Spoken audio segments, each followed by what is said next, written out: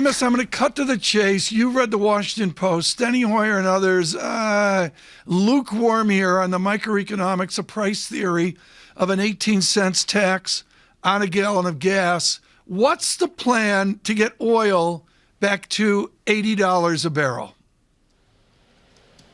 Well, good morning, Tom. First of all, thank you for having me. Look, since the late fall, when Putin had amassed his troops around Ukraine and ultimately the invasion, followed by global sanctions, the price of gasoline at the pump for Americans has gone up about $2, and diesel probably a little bit more than that. So what we are looking at is this historic increase in price as a result not of normal economic times, but under a time of war, at a time of global security instability that is affecting the market. And as a result, as we go into the driving season this summer, the president really wants to give a break to American families during these 3 months of the summer. And that's why he's asked Congress to suspend the 18-cent gas tax. And he's called on governors to do that the same. So if the governors match that, we're talking about 50 cents a gallon less. But I want to answer your question, Tom, directly. Look, we have done everything that we can to encourage the industry to increase production, which they are going to this year. We're going to get to record oil production by the end of this year or the next year's first quarter. The president has ordered the release of 1 million barrels a day from the Strategic Petroleum Reserve. Right, okay. And Amos, he led the effort to do 240 million barrels. Amos, that's a lot. Here's the Tom. problem, and I know you're sitting in the Oval office with a Bloomberg terminal next to you as you talk to the president, and you can bring up Log West Texas Intermediate quarterly like I can. Anybody can do this. Baloney. It's about distillates, and it's about not in my backyard. How is a centrist Democrat going to explain to left Democrats that they need to come up with a not in my backyard policy to advocate greater distillate capacities in America? How do you do that? So, Tom, you raise an excellent point that people tend to focus a lot on the oil production, but in reality, that's not the issue alone, right? During the pandemic, just during the years of the pandemic, we lost a remarkable amount of refining capacity in the United States. And those refineries that went out, some of them are gone and they're not coming back. We know that. One of them is turned into a terminal. The others, though, are there, and we can invest. Before we start talking about building new refineries, we can bring back potentially the old refineries that have been taken out of commission that are still there. And what the president has asked is for the industry to come to Washington to meet with Secretary Granholm and to bring ideas.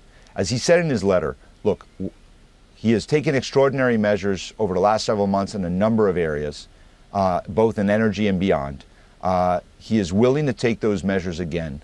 We're asking the industry to come and to give us their ideas. What do you need from the federal government, from us, that we can to work with you to increase the capacity, the refining capacity in distillates, in order to get gasoline not only produced, but then ultimately get gasoline and diesel to the right places around the country. I mean, Lisa, what's so important here, what Amos is talking about, is what are we going to do to politically shift the distillate debate? To me, that's the heart of the matter. The other heart of the matter, Amos, is this idea that the response to that letter that you were talking about from the president, from Exxon, from Phillips 66, from a whole host of other companies was that the current administration has had obstructionist policies when it comes to the oil and gas industries, and that they have not been very clear. What is your response at a time when they have been increasing production and they invested more than they brought in during the heart of the pandemic?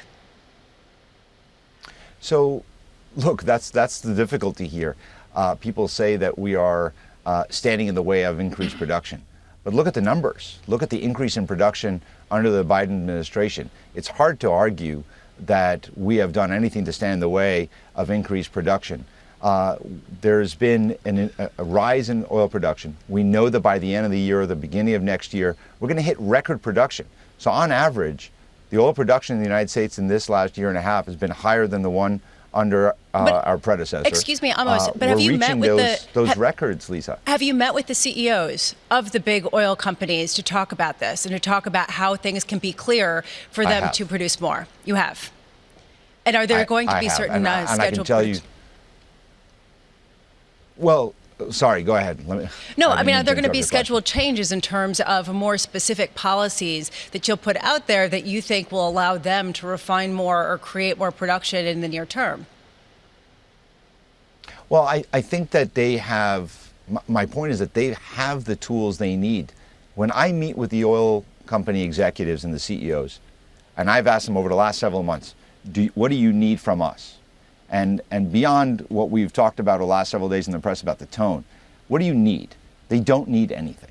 They all say they have what they need. There are some labor shortages, there are some spare parts and so on, but they don't need policy changes from the U.S. administration. They have what they need. In fact, when it comes to federal land, they have more than what they need. But as you and I both know, federal lands where government leases are less than 10% of the overall U.S. production. So the companies actually don't need anything. What they do need is bankers in New York and their funders, and their investors to say, use the profits that you're having under these record prices for the last several months and invest them back into production, invest them back into refineries, invest them back into equipment. Almost, if I could just jump in there. That's where the rub meets. Sure. It's not just about the availability of the crude. It's about the ability to turn that into product, to refine it. Refining capacity is really a critical issue here. And when you speak to an oil executive, they say, why would I invest in a new refinery, which is a long-term investment, when it is known that there is an intention to get to net zero, albeit in a few decades from now? They want to pivot to clean energy. So what is your messaging to CEOs when you're asking them to pump more, also knowing that eventually you want to wean off of fossil fuels? So 2 points. One, you're 100% right. It is not just about the crude oil production. It is about refining. And as I said before, we lost a lot of refining over the last several years, specifically during the pandemic, and we'd like to see that come back. But you raise a fair question. Why do you make those investments? And that's what we have to talk about. We need to make sure that we have enough oil and gas in the economy now over the next several years to meet the demand that we have in the economy. And you're right, we're not shying away from our climate goals, and they're aggressive, and we want to accelerate. We want to accelerate the movement to electric vehicles. The goals of 2030, I know the goal is about 50% of new car sales, 2035.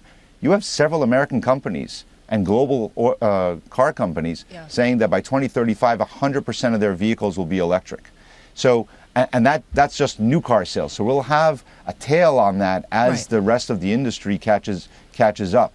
So the argument that we don't want to invest in refining or invest in oil production now because of these policies, I don't know that really follows through and meets the facts. We know we have the demand. So I think that we'd like to work together with the industry. Tell us what you need, and tell us how you plan to use your record profits, investing back into the industry, into production, into refining, so that Americans can pay a little bit less at the pump and have the products that they need during this time. Amos, we just have a little bit of time left. Has there been any discussion about reducing demand or possibly putting out some sort of guideline to pull back in terms of how much people use, akin to what we're seeing in the gas space over in Germany?